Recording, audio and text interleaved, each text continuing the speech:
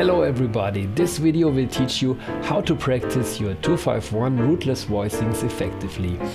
I also made a free PDF with all the stuff I talk about in this video, and the link is in the description. A short summary: in the first part I show you how to build these voicings and how to remember them, and how the voice leading works, how one voicing moves to the other. If you already noticed, you can skip this first part. The timestamp jump links are in the description. The second part of the video shows you how to practice these voicings, and the third part is a little addition and shows you some simple right hand licks to play over the left hand playing or practicing the voicings. So let's begin. Let's have a look on how to construct these voicings for the major 251 first. There are two types you should practice. I call them type A and type B. So this is type A.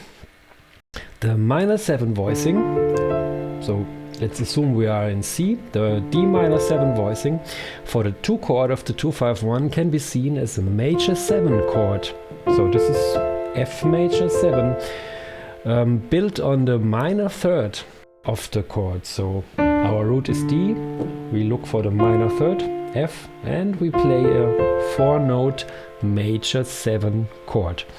This is actually a minor 9 voicing, so when we are playing rootless voicings where we are changing the chord a bit, but the 9 fits nicely in most cases. In some cases it doesn't, so it's better to check if the melody collides with the 9. In these cases, just leave it out. Okay, but we keep the 9, and let's build some other minor 7 voicings with this construction rule. What about F minor 7? So F is our root, we look for the minor third. This is A flat, and we build an A flat major 7 chord. Oh, let's drop it an octave. So this would be our rootless voicing for an F minor 7.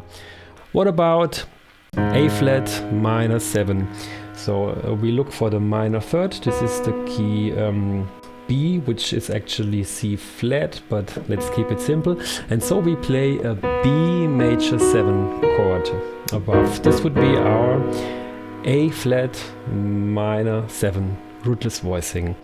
And of course you could practice these voicings chromatically or jump. We talk about this later in part 2. Okay, so we know how to create our first voicing, and when proceeding to the 5 chord, the dominant 7 chord, it's quite easy. The second highest voice, so here it's the C, it moves down a semitone.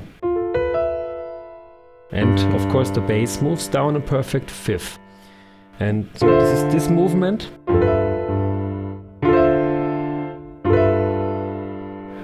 And so actually we are playing the 7 and the 3 of G, and the 9 and the 13. So this is a G13 chord. Now we need the last voicing for the tonic, the 1 chord. This would be a C major 7, and now we look for the major third and build a minor 7 chord. So we play an E minor 7 chord above C in the bass. And that's the voicing for the 1 chord, the major 9 voicing. So the whole progression would be like this.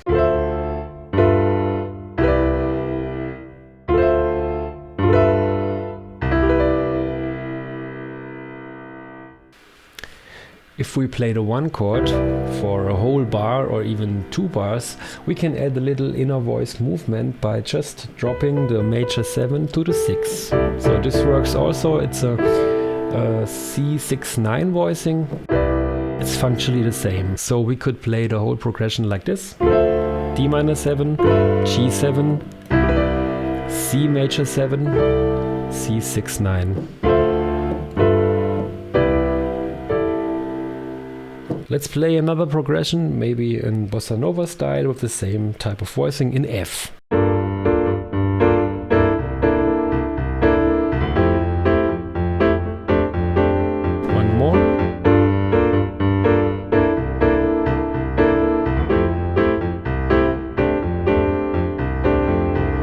maybe in A flat.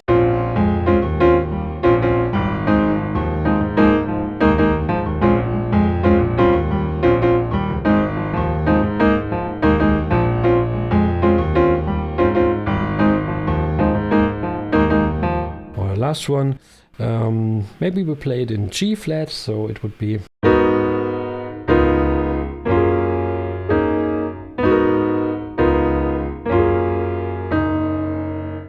Let's have a look at type B.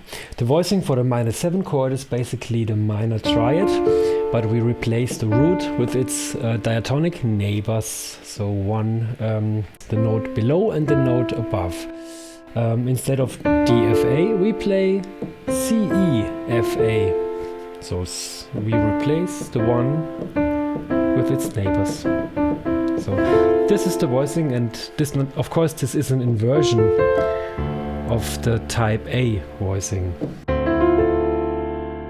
Let's construct some other type B minor 7 voicings. What about A flat minor 7? The basic minor triad is this, and we replace A flat with its lower neighbor and upper neighbor. So this would be our voicing for A flat 7. What about E minor 7? This is the basic triad, and we replace the root with its neighbors with D and F sharp.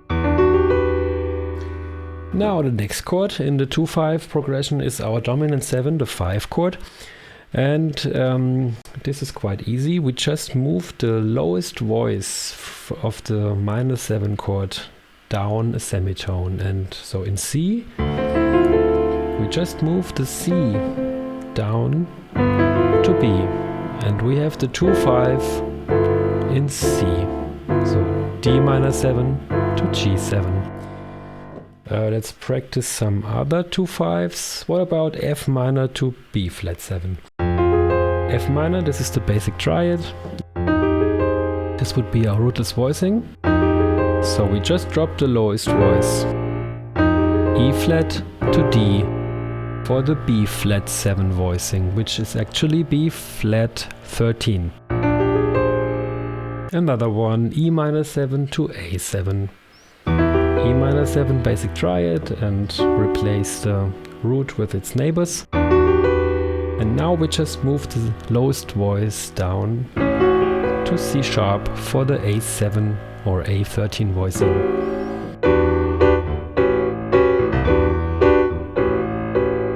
The last step to complete the 2-5-1 of type B is the movement from the 5 chord to the 1. In C we start with D, E, F, A for D minor 7, proceed to B, E, F, A for G7, and now the lowest voice, this is the B here, stays in place, and the other notes drop down diatonically. So this is our C major 9 voicing. Just one step back, G7 and C. The lowest voice stays in place. The voicing we get for the major 7 chord is quite similar to the minor 7 voicing.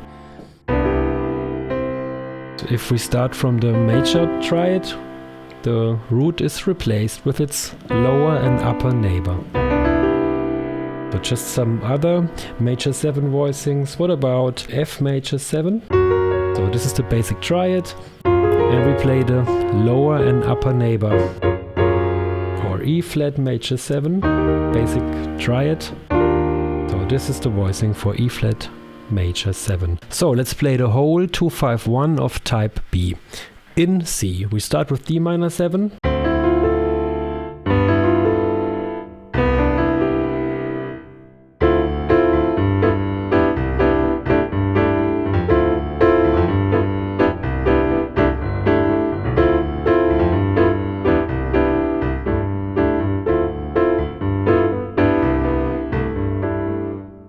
Now let's see which voicings we use for our minor 2-5-1s. Type A goes like this. So instead of using a major 7 chord on scale degree 3 of the 2 chord, this time we use a minor 6 chord. So to construct D minor 7 flat 5, we go on the minor third, this is F, and we build an F minor 6 chord above. This is the voicing for D minor 7 flat 5, the half diminished 2 chord of a 2-5-1 in C minor. Another example, what about A flat minor 7 flat 5? So A flat is our root, the minor third is C flat, let's call it B, and we just build a B minor 6 chord above. So this is our voicing for A flat half diminished. The movement to the dominant 7, the 5 chord of the minor 2-5-1, is quite easy to remember. We just move the two highest voices, those which are the closest to each other, a semitone away from each other. I show you an example. For D minor 7 flat 5, we said we play F minor 6. So, and the two highest voices, D and C, move away from each other. So C moves down to B and D moves up to E flat. So this is the movement. So these voicings move away from each other. Another example, B flat minor 7 flat 5 to E flat 7. So B flat is this, and we play a D flat minor 6 voicing above it, or we could call it a C sharp minor 6 voicing, whatever you like to call it. And now the resolution to the 5 chord. The two highest voices have to move away from each other. So A flat becomes G and B flat becomes B. So this is the voicing for E flat 7, which actually is E flat 7, flat 9, flat 13. The 1 chord in minor of type A is simply a major 7 chord built on the minor third of the root. So for C minor as 1 chord, we have C and we build a major 7 chord on the minor third. This is E flat, and now we have an E flat major 7 chord as voicing for the C minor 7 1 chord. And we could also drop the minor 7 to a 6 for a little bit more movement. Let's just repeat the whole 2-5-1 progression of type A. So we start with D minor 7 flat 5, move to G7 flat 9 flat 13, and finally we land on C minor 7 or C6 9. Just one more. Or let's play it in, let's say, in G minor. So we need an A half diminished. We play C minor 6 above it. And the two highest voices move away from each other for the D7 voicing. And this is our final 1 chord, a B major 7 chord above G as root. And the 7 can move to the 6. So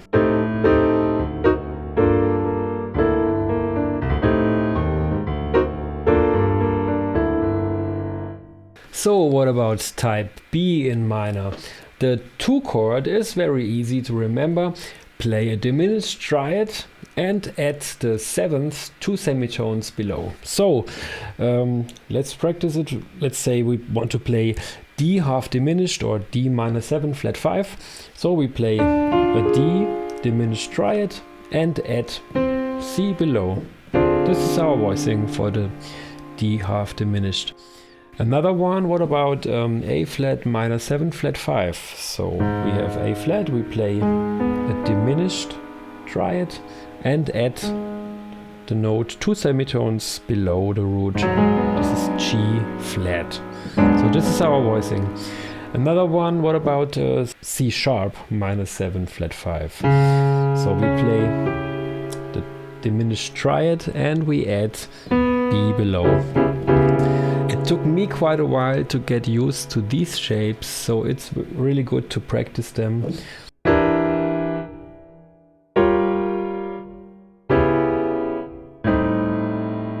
Just to get used to it. The resolution to the following dominant 7 or 5 chord is similar as in type A, only this time it's the lowest two voices that move a semitone away from each other. So when we are playing a D -7 flat 5 like this, we have the two lowest voices C and D which move away from each other. So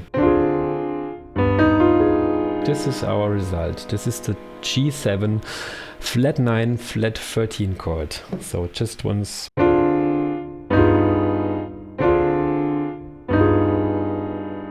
Let's say we are in G minor. The 2 chord is A half diminished. This would be a diminished triad with G. And now the two lowest voices have to move away from each other. The lower one drops down and the higher one goes up. So this is our D7 voicing. A half diminished to D7. The final chord on scale degree 1 of the minor 251 of type B is built like type B of the major 251, starting from the triad G, B, D. If we are in G, we replace the root with its diatonic neighbors. So the neighbor below, F, and above A. So this is our voicing for a G -7, the 1 chord in a 251 in minor of type B. To add some further motion, we can also drop the 7 to the 6 as we did it before. So let's play a complete minor 251 of type B in D. So we need an E half diminished chord. This is the diminished triad plus the note below. And the two lower voices have to move away from each other for A7. And now the final chord is the D -7 chord. And this is basically the minor triad with the root substituted by its neighbors below and above.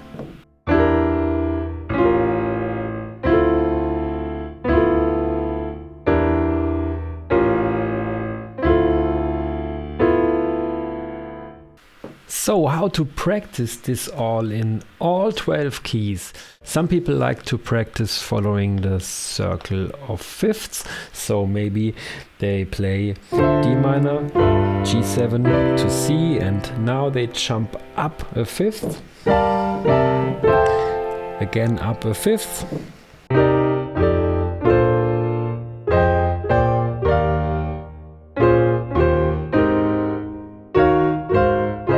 And so on. This way you can practice all 12 keys easily. Or you could play this, and now the last chord becomes the new 2 chord. So the 2 minor chord to start with.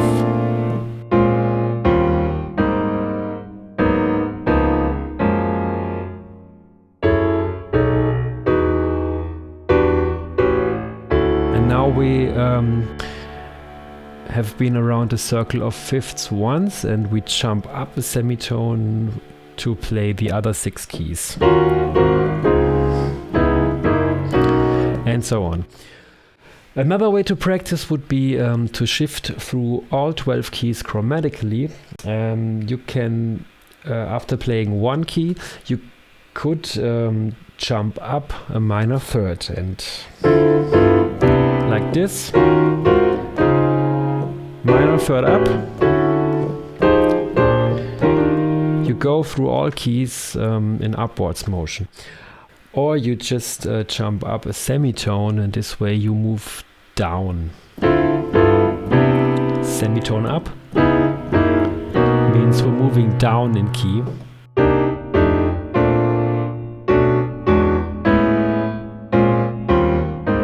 And so on. These methods are all very good because these kinds of shifts do happen a lot in many songs, and so it's good to practice that way. I like to show you something different that really helped me practicing the 2-5-1s in all 12 keys. Random tables. I have prepared 3 of these for you. One with only major 2-5-1s, one with only minor, and one with minor and major 2-5-1s combined. You could simply play row after row, or you could play one row from left to right, the other row from right to left, or you could play the columns down or columns up, or you could jump from row 1 to row 6, whatever you like. This is how I suggest you practice these things. So let's practice the major 2-5-1 first. Step 1, we play only the first chord of each field. So this means we practice the -7, the 2 chord. And let's start with type A only. So this is a major 7 chord built on scale degree 3, so the minor third. I just demonstrate how I would practice this. Let's play column 2 down.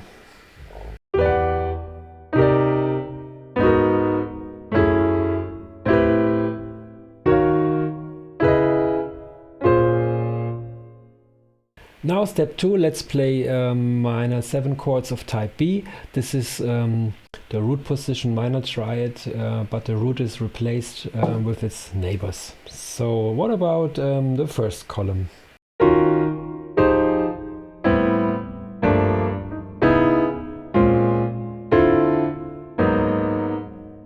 Next step, we play only the last chord of each field, so the 1 chord, the major 9 chord. We start with type A.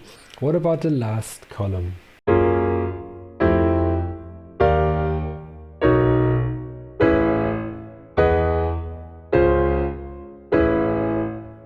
Step 4, major 9 chords in type B. So this is the root position major triad, and the root is replaced by its neighbors. Let's start in row 2.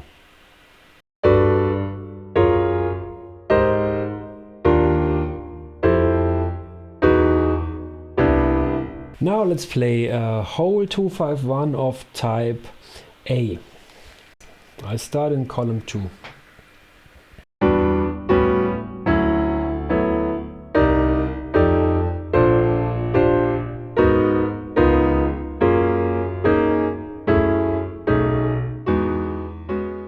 Now let's practice the 2-5-1 in major of type B. I started at the beginning.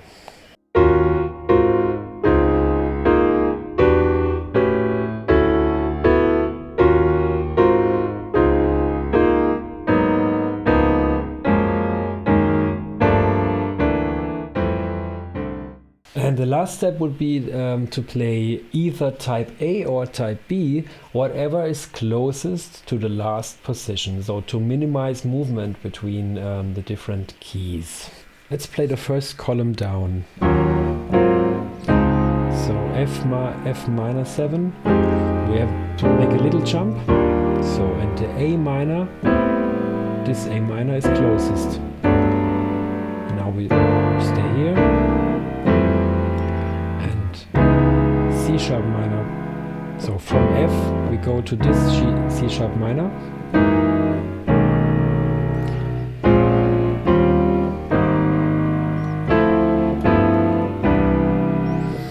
So our goal is to minimize movement of the right hand.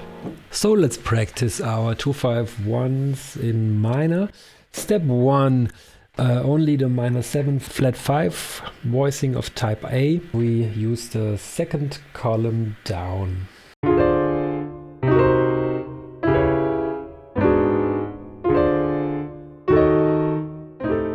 Let's practice type B of this chord, just with the same column.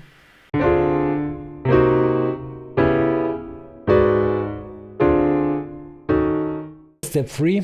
Let's practice the one chord, only the last chord of each progression in type A. This means we play a major 7 voicing on the minor third of the chord.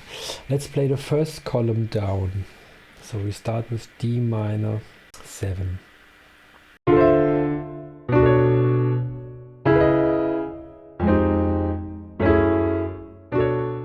Now let's play this chord in type B. This means the root position triad, but we replace the root with its 2 neighbors. Let's play column 3.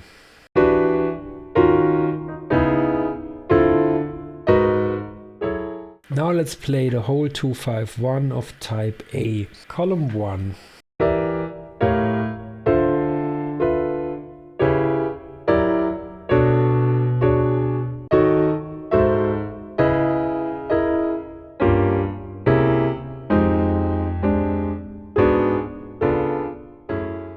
Now let's play the whole 2-5-1 in minor in type B. I choose the third column.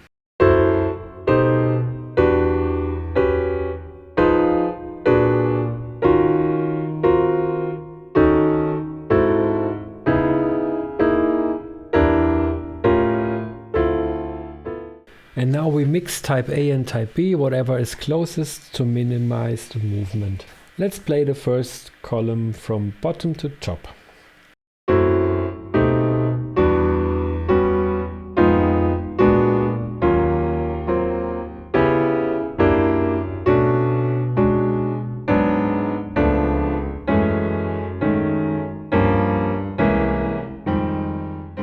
So if you work through all of this, you might want to mix minor and major 2-5-1s and use the big third table containing random major and minor 2-5-1s. I just play the fourth column down.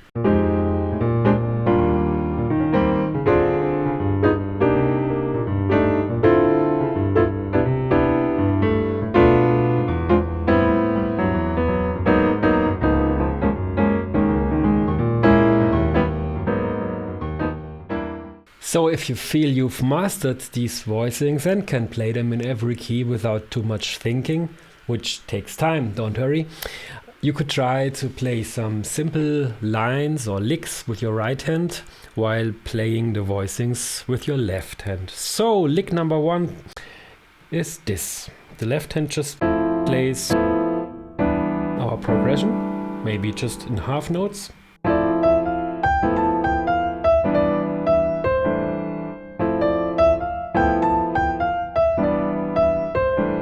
So we start on the 1 of the 2 chord, climb up, climb down, and land on the 1 of the root. There's also a minor version of this lick.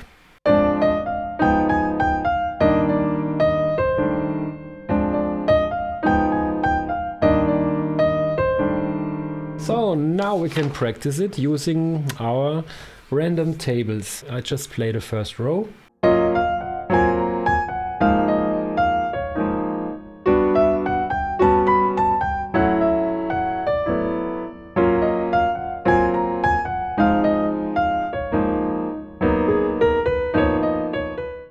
Let's play lick number 1 in minor.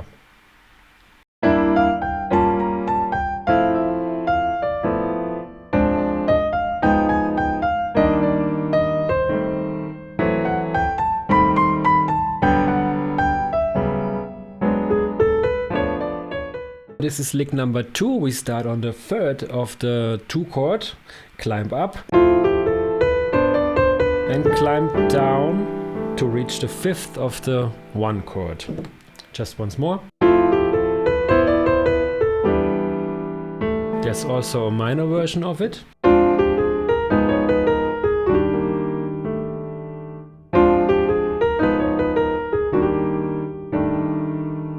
So let's practice the major version using our random table. I use line number 2.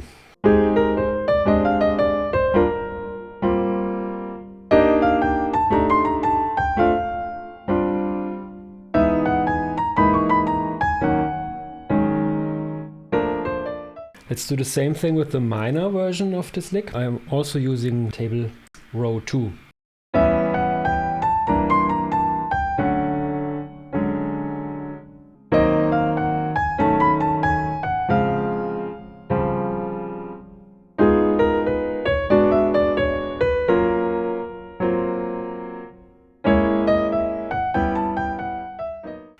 So, and this is lick number 3. We start on the 1 of the 2 chord again, but this time we descend to the 1 of the 5 chord, and we climb up again and end on the 1 of the 1 chord on the root. And also the minor version of it.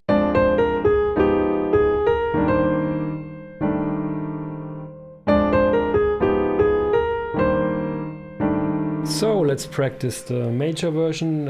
I play row number 3.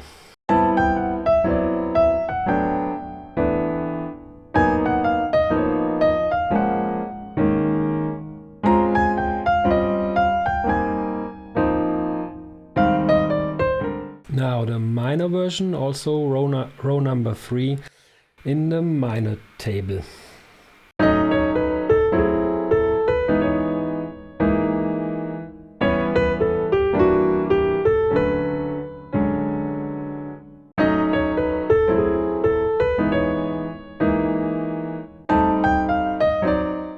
That was quite a lot of stuff today. It will surely take some time to internalize all this and build your muscle memory, so you don't have to think too much and can just intuitively play those voicings whenever you see them. Just keep practicing over and over. Finally, it's really nice when everything locks in and the blank spots on your musical map begin to disappear. I hope you enjoyed this lesson. I'm looking forward to your comments or questions. Please don't forget to give this video a like and to subscribe my channel for more stuff like this. Happy practicing!